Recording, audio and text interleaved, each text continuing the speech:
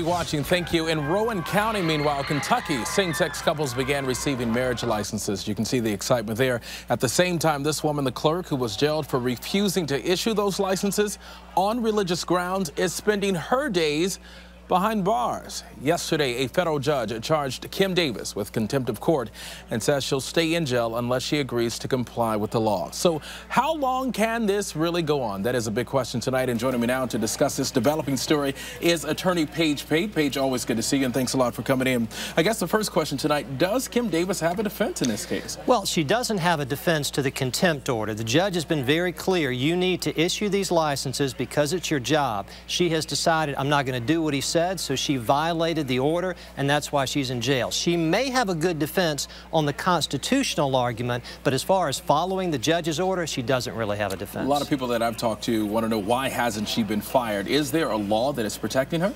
Well, she's an elected official, and so the governor can't simply remove her because she did not follow this judge's order. There's a long process. You can try to impeach her. You can go through a recall election, but it's really difficult for a governor in this case to simply remove her from office. Does the judge's decision set some type of legal precedent? I think so, and I think that's the reason that he sent her to jail, because jail, it's really unusual to hold someone in contempt by sending them to jail. Normally you just fine them, pay X amount of dollars each day you don't comply with my order. Sending her to jail, I think, sends a message, because this judge, like a lot of people, are concerned that we're going to see clerks around the country start to refuse to go forward and issue marriage licenses. But what type of message? Do you think other clerks will follow her lead across the country, or do you think they're hoping that the judge is hoping that they'll sort of learn a lesson from Davis? Yeah, nobody wants to go to jail, and I think that's the reason the judge did this. But obviously, in some ways, it benefits the clerk here, because she clearly has a message that she wants to get across.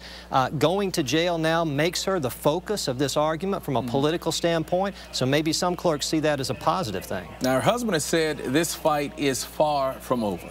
Does she have a defense? What happens next with this woman? Well, at some point, the judge is going to have to recognize that marriage licenses are being issued right now in the county. So why do I continue to keep this clerk locked up? People are getting married. We saw the licenses being issued just a moment ago. So is there really any legal reason to keep her behind bars? And I think we're going to see a compromise at some point. All right, you're the expert, Pate, always good to see you. We got to put you on the payroll. We keep having you back in here. I'm happy about that, absolutely. Right. Page, thank you. Thank you, Tomorrow. Interesting conversation.